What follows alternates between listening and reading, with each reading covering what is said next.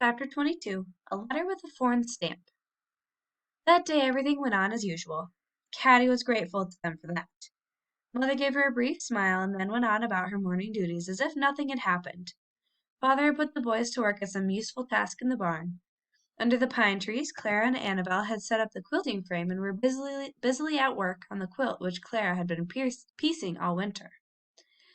Caddie stood in the doorway and looked out at them. She was not sure how the girl who couldn't bear squishy things would treat her today. "Oh, Caddie, come and see!" cried Clara. "Cousin Annabel has taught me the loveliest new quilting pattern. It's a rose and scroll." Caddie came and looked.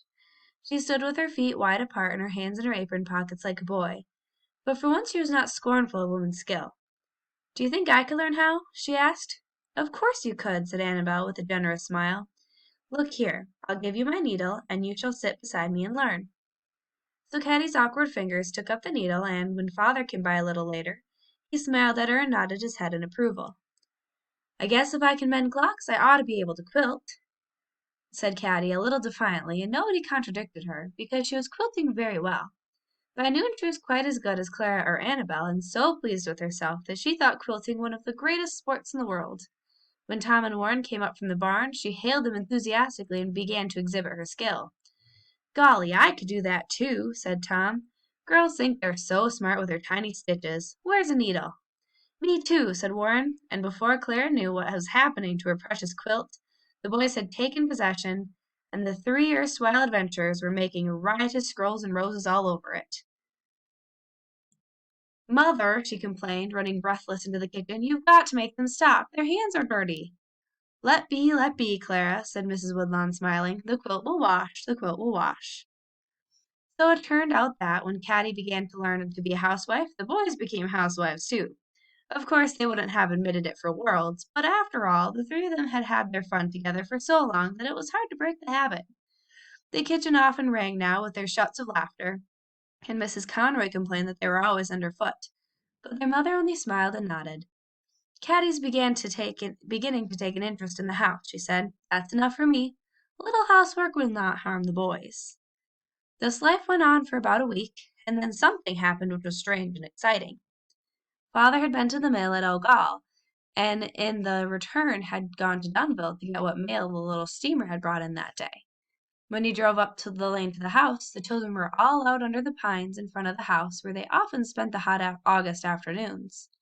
Usually Father had some gay remark to call out to them, and usually they swarmed around him for a ride into the barn.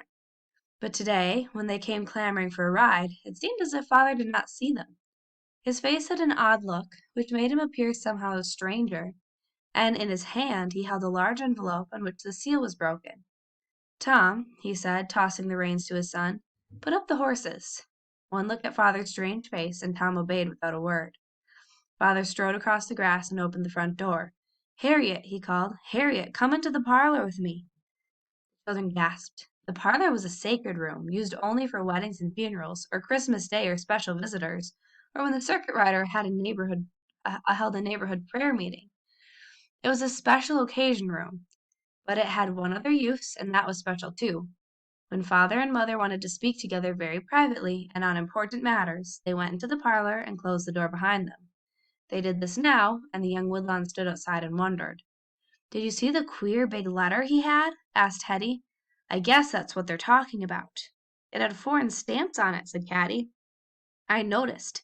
They weren't United States." "I saw," said Cousin Annabel, "and I know what they were. They were English. I know because Mamma has a cousin who lives in England, and she sends us letters. Yes, it must have been a letter from England. But whoever could be writing to Uncle John from across seas?" The Woodlawn children looked at each other with startled faces. "Our father was born in England, you know," said Caddie slowly. "But I can't guess who'd be writing him from there." Tom came back from putting up the horses, and they all sat around the doorstep, unable to take up their play again where they had left it. Only Cousin Annabel seemed unaffected by Father's strangeness. Having thought of England, her cultivated voice rambled on in praise of Boston and England. According to Annabel, England was very nearly as well civilized and delightful as Boston, and if she were not fortunate enough to marry a Boston clergyman, she thought that an English lord would perhaps do just as well. "Children!" They turned to see Mother standing behind them in the doorway. Her cheeks were flushed and her eyes bright. "Children, your father wishes to speak to you in the parlor. Annabel, dear, don't you want to run to the spring and get yourself a cool drink? The children will be out again in a moment." "Us in the parlor?" whispered Warren. "Golly, he must have something to say." Yes, he had. Father sat behind a little table on which was spread the open letter which had come across the sea. His face was very grave. "Children," he said, "we have come to a crossroad in our lives. Today I have received a letter from a source which I had thought closed to me. Once this letter could have meant a great deal to me, but now it has come almost too late." "Oh, no, Johnny!" cried Mother quickly. "Perhaps Mother is right," he went on. "The letter can still do much for us if we wish it. Children, an uncle whom I have never seen has died in England. He was Lord Woodlawn after my grandfather. Since his death, it appears that the family lawyers have spent some time in tracing his successor. At last they have found him. He turns out to be the son of a little seamstress, a boy who used to dance in red breeches and clogs to keep from going hungry. It seems, however oddly, that I may be the next Lord Woodlawn." "You, Father!" the children cried, and Clara clasped her hands and said, "Oh, the big house with the peacocks, Father, will it be yours?" "Yes, the big house with the peacocks, Clara," Father said slowly. Caddie thought of the big house with the peacocks, too, and she tried to see in her mind just how it looked. But try as she would to see it clearly, the iron bars of a closed gate were always between, just as they had been when Father had first described it. "There is one condition, however," continued Father, "which I must tell you about. The title and estates in England come to me only if I will give up my American citizenship and all my American connections and return to England to live. This requirement was a part of the late Lord Woodlawn's will, and if I do not wish to comply with it, the land and title will pass on to another more distant relative who is now living in England." "But of course you will," said Mother and Clara together. "I suppose it would be foolish not to," said Father slowly, and he passed his hand across his forehead as though he were brushing away a cobweb or an unruly bit of hair. Then he folded the letter and put it back into the envelope and stood up smiling. "In any case, our decision must not be hasty," he said. "We must be sure that we are right." "But it seems to me in a case like this that there can be only one right thing to do," cried Mother warmly. Father laid his hand on her arm and looked deeply into her eyes. "Think, Harriet. Think before you speak," he said. "Couldn't we ever come back here to the farm?" asked Tom. "No, Tom." "Who'd see to the mill at Gall? They'd find another man. The machinery is all installed. Anyone else could keep it in order." "Would we have to leave Betsy and the animals?" asked Caddie. "Yes, Caddie. Probably there would be many fine horses awaiting us in England." Then another thought occurred to Caddie. "Father, how soon would we have to go? Would it be before John came back for his dog and stout belt?" "Yes, Caddie, I think it would. If we go, it will be soon." "If?" cried Clara. "Father, how can you say an if to such a splendid thing?" "It is only right to look at all the sides of an important question, Clara."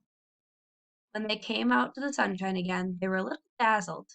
The parlor had been dark and cool, and, in the few moments they had stood there in dark coolness, the whole future had suddenly changed for the little Woodlawns. How strange, how unbelievable it was! No wonder they blinked at the sun when they came out. But suddenly Tom saw something which brought him out of his daze. Hetty was setting off across the fields for Maggie Bunn's. "Bring her back!" yelled Tom, and Caddie and Warren raced along with him to catch her. They weren't long in overtaking her, and Tom said fiercely, "You hold your tongue, Hetty. Don't you go telling anyone we're English until you're good and sure." "English?" said Hetty. "But we aren't English, Tom." "We will be if we go back there. Didn't you know that, you little silly?" Hetty stopped struggling to be free and looked earnestly from one face to another. "Will we? I thought we'd always be Americans." "Then I guess I don't want to tell after all," she said, and the four of them went silently back to the house together. That evening at supper, Annabel, Clara, and Mother did most of the talking. Annabel, particularly, was full of most delightful plans for their life in England. "Of course, you shall be presented to the Queen," she said, "and there will be balls and concerts and all manner of elegant things. Just think of the splendid clothes you can wear, the very latest fashions, and more buttons than anyone else in London if you like, and no sheep to eat them off, and all the handsome noblemen simply languishing for dances with you. Oh, I do so envy you, you lucky girls! I do hope you will have me to visit you in England. Perhaps I shall change my mind about the Boston clergyman after all, and have the English lord for first choice. Wasn't it funny that I should have said that this very afternoon, and all the time Uncle John already knew he was to be one? Fancy an English lord coming from Dunville! Was there ever anything more absurd? Father said very little, and once, when Caddie glanced at him, she caught a troubled look in his eyes. It made the uncomfortable little ache in her own heart sharper. After supper, Caddie and the boys slipped out to the barn. Robert Ireton sat on a milking stool, tilted back against the barn, and strummed on his banjo. His voice was plaintive tonight. He was singing about a beautiful maiden who had died of a broken heart and been buried under a weeping willow tree. Caddie sat on a loose pile of hay, her arms clasped around her knees. Above her the dark sky glittered and sparkled with thousands of stars. The Milky Way was a broad white path across the sky. There was the North Star and another star which she had loved because it was so bright. She did not know its name, but she had always called it hers. There would be stars in England, but would they be so bright, so beautiful? The smell of clover and new hay tugged at her heart. Would anything in England smell as sweet?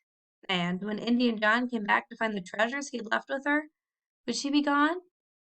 Here under the bright stars, while Robert strummed and sang, Caddie knew that her old wild past was ended. But suddenly she knew, too, that she wanted the future, whatever it might hold, to be here in the country that she loved, and not among strangers in a strange land.